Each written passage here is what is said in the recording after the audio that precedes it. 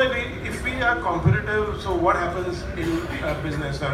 And sometimes you don't bring up these uncomfortable questions. You think everything's going to be hunky-dory. So why bring up a question which may generate an uncomfortable conversation? And we could have done that, but we would have hit that rough pocket sooner or later.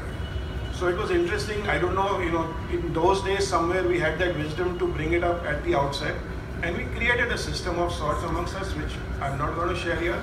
But we confronted the possibility of us disagreeing and how we would handle in that case.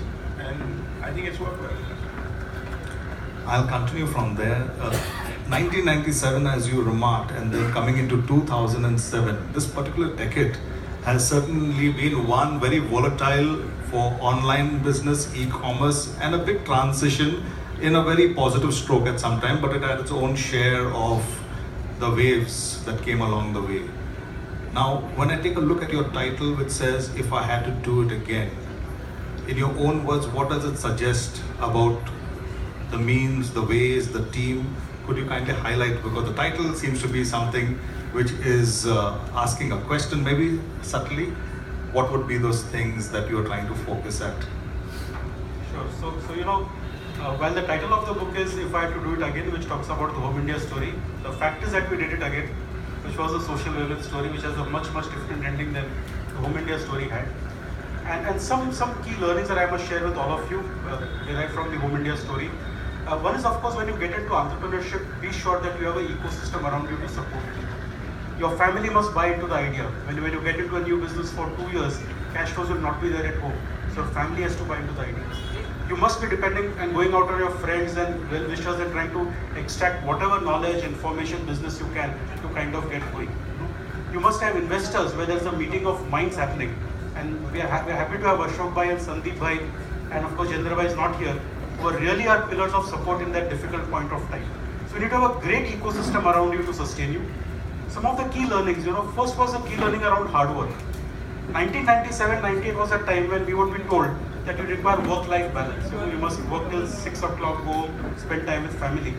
But the fact is, in the life of an entrepreneur, there are only two phases. You are either sleeping or you are working. When you are not sleeping, you are working. When you are not working, you are sleeping. I mean, that is the definition of hard work. All the evenings you could get to go to see a movie or vacation with family is completely bonus. So it was a big learning. That is the kind of hard work we have to put in. When we did Social Wavelength, we would be up at night till 2 o'clock and 3 o'clock, and perhaps even do at this point of time 10 years into the business. So first, there is no substitute for hard work. The second is perfection is not important. At least personally, I've been like a perfectionist. Everything must happen 100% perfect. And then you realize that the cost of going from 70% perfection to 100% perfection is 10x. If 70% perfection costs you X, 100% costs you 10x. So it's okay to be 70-80% and use the rest of your time actually building the business. It is not necessarily a perfectionist. The third learning was that revenue numbers are important. You cannot be missing targets. Sometimes as entrepreneurs, we tend to become generous of ourselves. Those guys bombed America, that's why economy is down, that's why my business will not work. Our businesses are so simple and so tiny that no global things are going to impact us at all. We need to be sure whatever goals and targets we set for ourselves have to get met. I'll just pick up the point about family and support of family and the sacrifices that they need to make because of the kind of life or the kind of time that we invest as entrepreneurs. And interestingly, probably my writing the book inspired my wife to write a poem on the subject, and I'm going to take the liberty of reading it out. Is your wife here with us? Yeah, of course. Let's draw attention to her. Where is she? Thank you very much. So she wrote that it's about the book and the HomeIndia journey. She says, "Glad to have shared this journey, all the angst and thrills, victories and failures. It's been a fab journey. I brought up 2 babies, but this third was yours. Nursed her, nurtured her, led her by the finger till she grew. I spent time with our 2, nursed and nurtured them too. Yours was more demanding, as you spent long hours with her, struggling to get her on her feet. And somewhere, the family was split in 2. me and my daughters, you and yours. Yours was Lakshmi Saraswati Annapurna.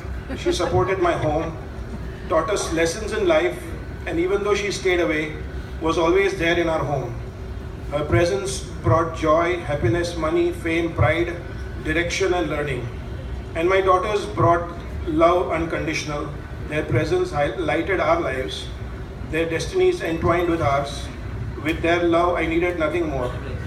As peace, joy, happiness, fame, pride all followed, in each of their tiny achievements, learning to walk, their first words, prizes in school, drawings and paintings, cards for every occasion, handmade by them, we were a silent spectator. From time to time, I would add my 2 bits to our clueless upbringing of our third daughter. But as destiny steered her away to another home, leaving us sad in a void, richer by the learnings, experience, as every daughter you let go, we too cried when she left, blessing her in her new home.